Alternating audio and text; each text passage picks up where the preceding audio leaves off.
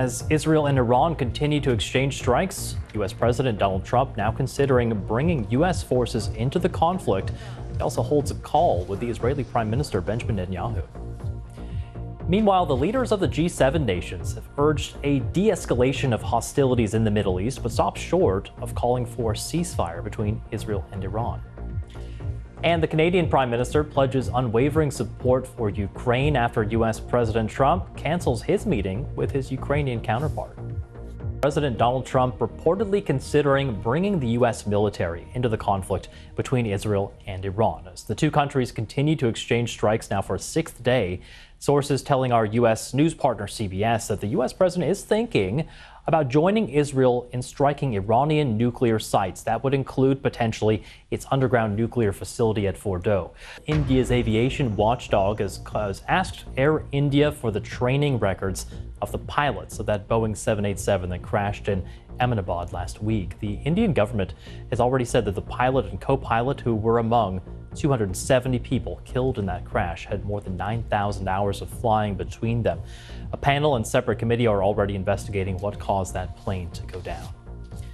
Protesters in Kenya have been attacked by unidentified men armed with whips and clubs in the capital, Nairobi. The clashes happened during a demonstration against the death of an activist there who died 10 days ago while in custody.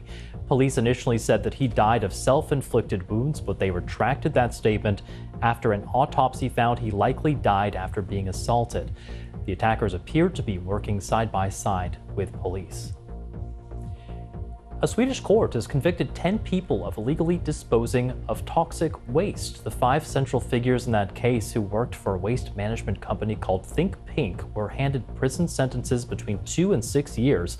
Among them is the firm's head, who's described herself as the queen of trash. The company dumped or buried 200,000 tons of waste over a 5-year period. World leaders at the G7 pledge unwavering support for Ukraine, as the Canadian Prime Minister denies there have been disagreements with the US over the conflict. And coming up on Business Today, Donald Trump will extend a deadline for the sale of TikTok's US business for the 3rd time, pushing the decision out by 90 more days. Amazon's chief executive has said the e-commerce giant will be reducing its workforce in the next few years as it rolls out new artificial intelligence tools. In a note to employees, Andy Jassy said AI will change the way work is done at the company. He added that Amazon will need fewer people doing some of the jobs that are being done today. There have been multiple rounds of layoffs at Amazon since 2022, affecting thousands of jobs.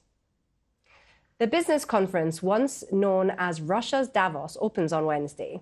The St. Petersburg International Economic Forum lacks the pull it once had in the West, but as our Russia editor Steve Rosenberg explains, it remains a key date on the Russian business calendar. Retail sales in the world's largest economy declined more than expected in May. It's a sign that US consumers are pulling back spending in the face of Donald Trump's tariffs. Erin Delmore reports from New York. The fear is that the U.S. economy is losing momentum. U.S. retail sales were down 0.9% in May, according to the Department of Commerce, and April's numbers were revised lower. Retail sales show the strength of consumer spending, and that's what powers a whopping 70% of America's GDP. So when consumer spending declines, other economic indicators often follow. But one theory is that consumers front-loaded their spending in the first quarter of the year in anticipation of President Trump's tariffs. Now, tariffs are a tax on imports, and economists predicted that tariff policies would cause the cost of consumer goods to rise. So the theory goes that people bought what they needed early instead of spreading those purchases out over months, and that's what we're seeing now with weak May retail sales data. The bigger picture, though, could be worrying for the Fed. The members of the Federal Reserve have said they're data dependent. That means they're watching the direction of the economy as they decide whether and when to cut interest rates. If consumers pull back spending, that has a ripple effect on businesses and employment. So does increasing prices of goods. All of it will be taken into consideration by the Fed during this week's meeting. While no rate cut is expected, we'll be watching to see what Fed Chair Jay Powell has to say about the economic climate during his press conference later on Wednesday. Let's look at the papers, shall we? And once again, the majority of the front page is reporting on that conflict between Israel and Iran. This is the Mail, which says that the Middle East is in flames. And it adds that the US is assembling what it calls an armada of warships and fleets of fighter jets in the region ahead of possible military action. The Guardian claims that the fighting is heading for what it calls a pivotal moment as the United States weighs up whether to get directly involved. The Daily Telegraph also reporting that President Trump is poised to join war on Iran. The Times leads with a report on the migrant crisis in the Channel. It says French authorities were witnessed giving life jackets to migrants crossing in small boats. At 6, President Trump is considering whether or not the United States will join Israel's strikes on Iran. As smoke rises over Tehran this afternoon, Iran's supreme leader says his country won't surrender. Donald Trump says next week will be big. Now, I may do it, I may not do it. I mean, nobody knows what I'm going to do. I can tell you this, that Iran's got a lot of trouble. So will he or won't he? The all-important question that perhaps not even Donald Trump knows the answer to.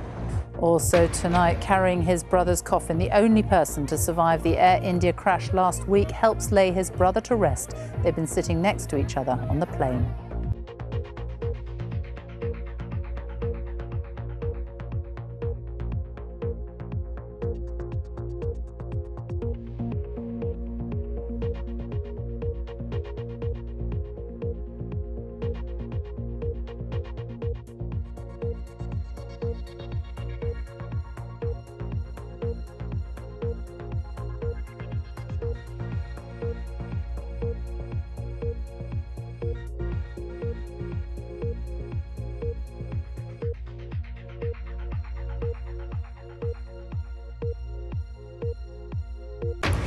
A grandmother from Barnsley has died after contracting rabies while on holiday in Morocco. And health alerts for England as temperatures soar. Yes, it really is heating up pretty much everywhere. A yellow heat alert has been issued today, urging caution, especially for older people, as millions begin to enjoy this glorious sunshine. The president said he may do it, he may not do it, but called again for Tehran's unconditional surrender. Iran's supreme leader, though, said there was no chance of that. Joining the war, he warned, would trigger irreparable damage to the US. For now, the destruction continues in the Middle East and the deaths continue to mount. One assessment suggests 585 Iranians have been killed. IDF authorities say 24 Israelis have also died. From Tel Aviv, our senior international correspondent John Irvine has the very latest. What's happening in the skies over Tel Aviv every night is a numbers game, a deadly serious one. The number of missiles that Iran is sending this way has been shrinking with each salvo, improving the chances of success for Israel's extensive interceptor system. The Iranians predicted that this barrage would be a surprise the world will remember for centuries, but given there were no casualties and little damage, Israel has forgotten about it already. What history will record is the ease with which Israeli warplanes are operating over Iran. At least 50 jets were sent that way overnight. One of their targets was a centrifuge production site in the capital, Tehran. The Israelis also attacked everything they could to do with the launch of missiles. The IDF says strikes like these are the reason the ballistic barrages being fired at Israel are getting smaller. Faced with this and the possibility of the Americans joining in, the Ayatollah remains defiant.